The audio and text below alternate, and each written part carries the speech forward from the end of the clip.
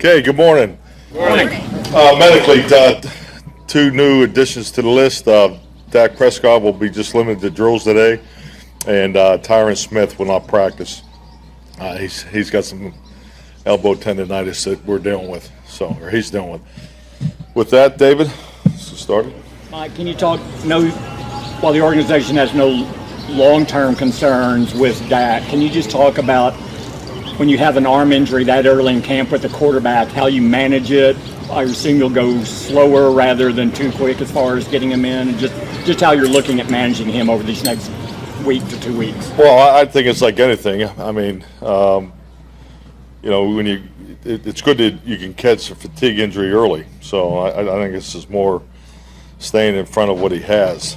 So it's like anything in this game. When one player doesn't practice, it's an opportunity for others. So it's a really good opportunity for Garrett, Ben, and Cooper. So that's the big picture part of it for the quarterbacks. But Dak will still do all the drill work, and he'll be able to do the mock games. And but we're just really going to cut out the throwing here for probably a few days. How soon do you anticipate he could resume throwing? Few days, 2-3 days.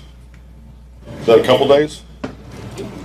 Few days? Two's a couple. I'm trying to buy a little flexibility there, so give it to me, please. Several. Well, did he throw too much leading up to camp? Did he throw too much the first few days of camp? I mean, I'm not a doctor. I get to talk about this stuff a lot. I think it could be. I think when you have a fatigue injury, you can overanalyze it. But based on the location, the information that I have, it's not of high concern, and I think it was smart that he pulled up when he did. What would you describe his mindset? Because he's coming back, obviously, from the ankle injury. How do you think he was? He down when he had to tell you that I got this thing? Oh, definitely. I mean, he didn't want to leave the practice field, but I thought it was just important to get him in there and find out exactly what it was, and have the scan, and just to be smart. But it's his birthday today, so I think he'll be okay. Can you talk about the confidence level of the backup quarterbacks? Certainly, you guys brought in a couple of veterans that worked out, didn't sign them, but they still have just 2 starts between them. Yeah, no doubt. It's a young group, but I think it's like anything. These guys have been. This is our second year working with them, so obviously there's a confidence that we have in the group, and frankly, the opportunity they have to get these live full team reps will be a benefit not only to them, but it'll be a benefit to us to see them work and run the offense. And particularly, we're still heavy into the situation work, so there'll be a bunch of new things that'll happen today for everybody, and this will be a great experience for those guys. What did you make of the first full practice in terms of backup quarterbacks without Dak yesterday, the 5 interceptions that were there? Well, 5 interceptions, I mean, that's never a good day. I mean, it's, I have to be 50% happy for the defense, but yeah, I mean, quarterbacks, you don't want to see that. So it's, you go through the decision making, why they happen, and so it's a learning experience. I think negative experiences, as far as results, are great opportunities to learn from. I think we need to make sure we do that as a football team. I think one of the growing focuses for our team, I thought last year when we did have the valleys, we stayed in them too long. So I'm looking for quicker, higher responses when we hit adverse situations. So I think today will be a great experience for our offense to bounce back. What did you see from Gilbert last year beyond the Pittsburgh game that made you comfortable coming into this camp with him as the backup? Well, one thing about Garrett, and I think like most of these guys, Ben DiNucci started playing quarterback probably later in life compared to Cooper and Garrett. Garrett's played a lot of football. I mean, he's Garrett and Cooper are coach smart. They have great understanding of what's going on. I mean, Cooper made a check in the protection yesterday. That's something that you would see more in the game plan environment during a regular season game, and particularly seeing the new disguise from the defense and the way he did it at the line of scrimmage. Those are the little things that you're very impressed with. That's not seen by the common eye. So these guys have great football minds. That's definitely a big part of why we have confidence in them. So quarterback reps are so hard to come by, but I think these guys are what you're looking for because your backup player, backup quarterback particularly, they just don't get a lot of reps. They don't get a lot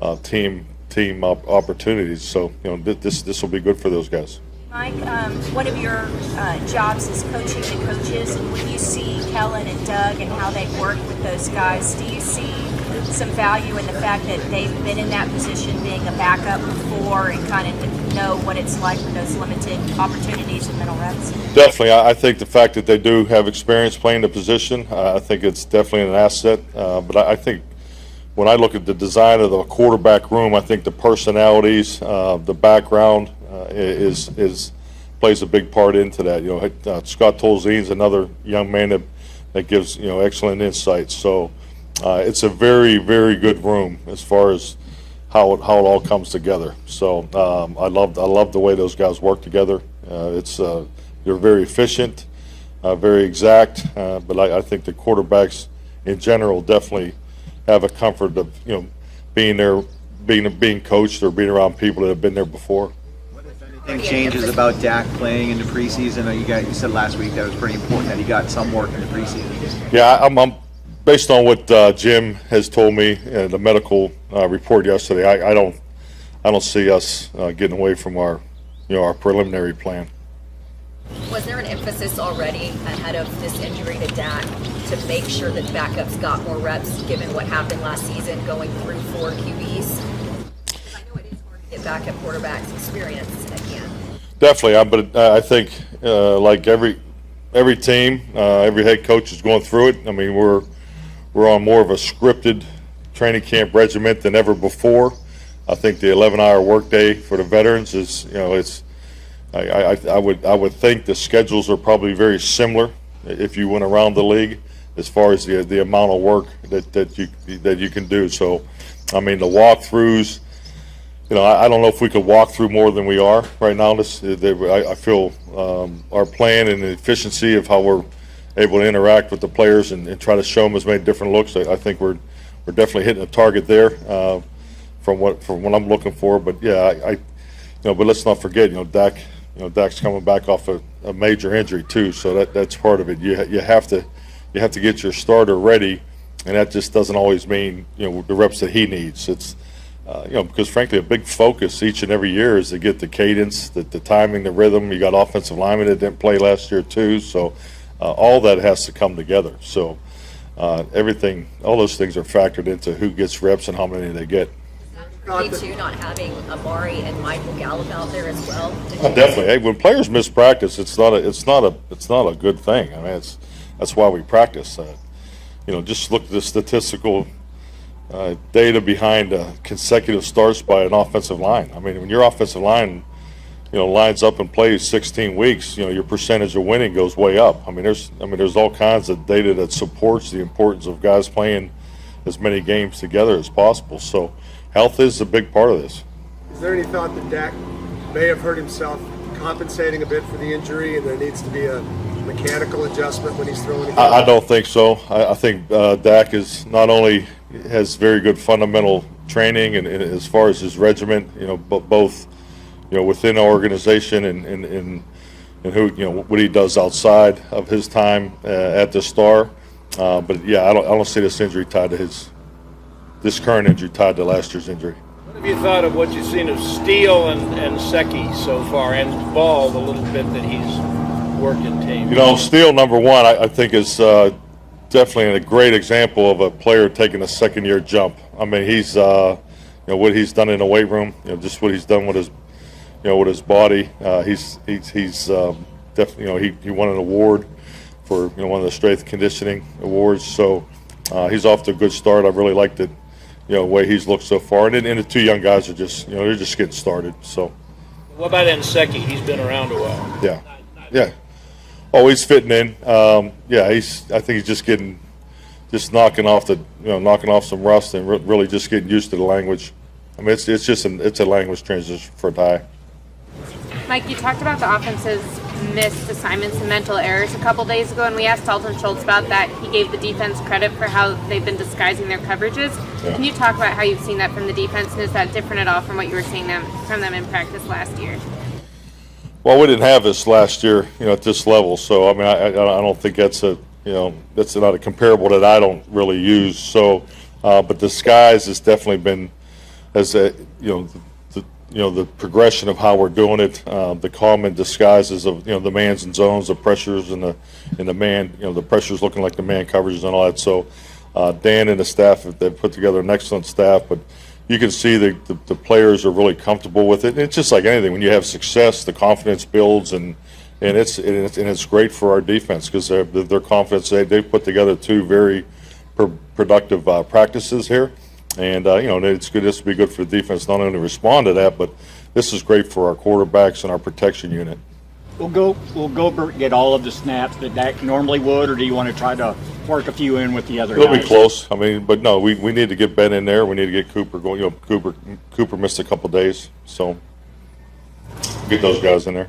Kelvin Joseph, he seemed to be a little bit limited in terms of participation yesterday. Is there any sort of update there? No, I mean just reps that are distributed. Number one, you got some surprise situation. You're gonna have a surprise situation in the practice today that the coach, no one's even had a chance to plan for. So that just like we did yesterday. So those reps just kind of go based on who's in there and the personnel group. So that's why you'll see some fluctuation. Players' GPS scores, so reps are more about not just like, hey, we think this guy's doing better than that. There's a lot more going into that. So we go through the data at night and we distribute them because this is a long season. We need everybody. This is a long training camp. So that affects the GPS scores, affects some of the guys' reps because we had some guys that were really high yesterday. How's Kelvin done so far? He's doing good. No, he's doing good. He definitely fits in. I'd love his competitive nature, but for a young guy, it's not too big for him. That's for sure. What can we expect from Malik Hooker today?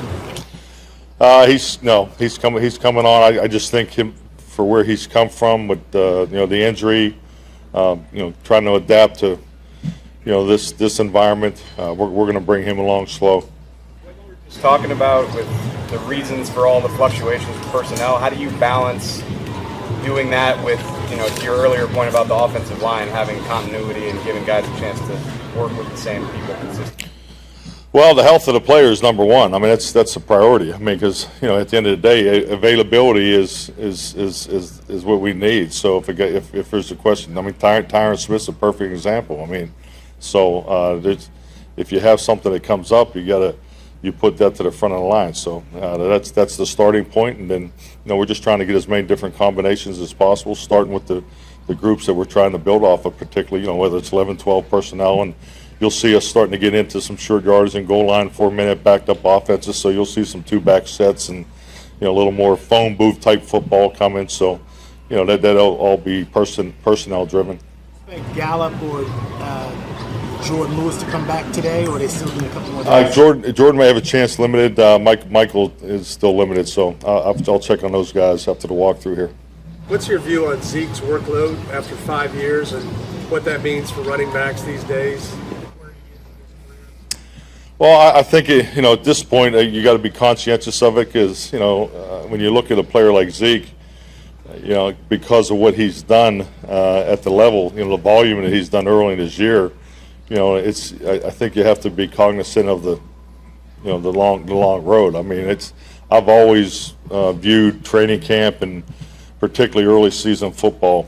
Now, the last place I worked, we were very young, because of our personnel philosophy. So there was always a bigger gap between our younger players and older players. So we played young players early all the time. And as a coach, it takes a while to get used to that. But the point I'm making is, by November, December, those young guys were able to contribute. So we got Tony Pollard. Rico's looked really good. Shaywo is off to a good camp. So you have some younger guys that can play and produce. So, it's not necessary for Zeke to run the ball 25 times, 30 times a game because, the most important thing is when you get into December, January football, you want him to be in top form to be able to run the ball 25, 30 times if needed. So that's the way I've always viewed it, particularly at that position. You mentioned, last year there was no true fullback on this roster. You moved your tight ends and had them kind of fill that role. Is that something that's open as a coaching staff, or there's a possibility for a fullback, a true fullback on this roster, or how do you view that position and how it fits? Yeah, definitely. Just in simple terms. I mean, you have one back offense, two back offense, and you have no backs, empty offense. So your two back schemes are definitely, the last couple of years have increased. I mean, it's the roles and the way the game's being played is so much more wide open. But with that, the two-back run game is coming back in. You'll see it the next couple of practices because of what I've already said with the short yardage goal line backed up 4 minute.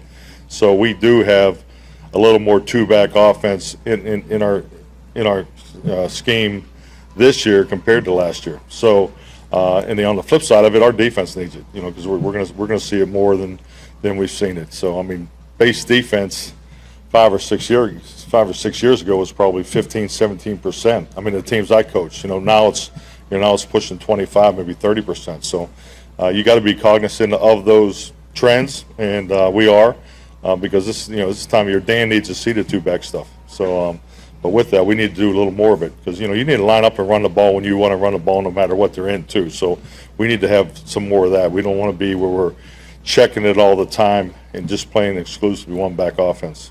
Dowdle better from a year ago. I'm sorry? Dowdle, how is he better? Well, I'll tell you, he's, last year, I just think with everything going on, he wasn't in NFL shape, number one. I think it took him a while to get accustomed to, the conditioning of all this. And I think he's, like a lot of younger guys, he kind of feeling his way around. But, I think, you saw him in the middle of the season, had the opportunity with the kickoff return. So, I mean, he has a lot of natural run instinct that we've been impressed with. And I think when he got out here just from day one, you could see it in the OTAs, frankly, that he's one of those guys that's taking that second-year jump and is more mature. But I think he's having a nice camp. Anything planned for Dak's birthday, with it being an off day tomorrow? It's top secret. Yeah. Mike, will you have John Fossil run another Jeopardy game this training camp? And if so, how does that factor into your team camaraderie? Well, I mean, we'll have a group dynamic event, and Jeopardy was popular, so we'll see how that sorts out. Yeah. With short yards and goal line, do you go live? Is that something that almost has to, or no, we won't go live. It's I've done it both ways. I think you can get done with it'll be like a normal team period, just the emphasis period, I guess the way I would explain it. Have you ever tried going live over the course of your I've been part of live in the past. What was your takeaway in terms of it not being worthwhile? Well, I just think it's like anything. Every practice that you put together, you assess risk, injury risk, and how can you make it safer, but still you want to get things done. I mean, everybody has an opinion on it, but it's if you break it down for as number of times in the season that you're in it, I don't think it's worth coming out here and having a 20-play goal line scrimmage. I don't think it's necessary. Sure. The yardage stuff that you're trying to do today, how big is that evaluation for your interior offensive linemen? Frankly, we're trying to get scheme. It's more about getting the scheme taught. That practice is important. You want the competitive nature and all those things, but from the big picture, that I'm looking at, I just want to make sure we're getting the video so we can teach off and get it corrected and make sure that as we get through these installs, particularly next week, we'll just have the one practice before we go to Pittsburgh, but then follow that before we go into Arizona. We'll have a chance to clean some of these things up just to make sure we feel we're sound in everything that we're doing. What are some of the targets you'd still like to see this team hit ahead of the Hall of Fame game, which is a week away? Just to get through the 8 installs and hopefully not have a bunch of things we hope our list isn't very long of what we feel that we need more time on. So because you see the defenses, they're starting to get back through their base calls. They had a pretty challenging install yesterday for the offense, and so then the offense will catch up to the defense. So yeah, I just want to get through these 8 installs, get everything in. We had a chance to do that in the spring and just kind of really settle in because we probably won't carry every one of these calls defensively. We've got a couple things we're just kind of looking at. Same thing with Kellen. We have some things with the offense deceptively and things probably some of the action passing game that we need to get the live reps to evaluate if we want to carry it forward. Thank you.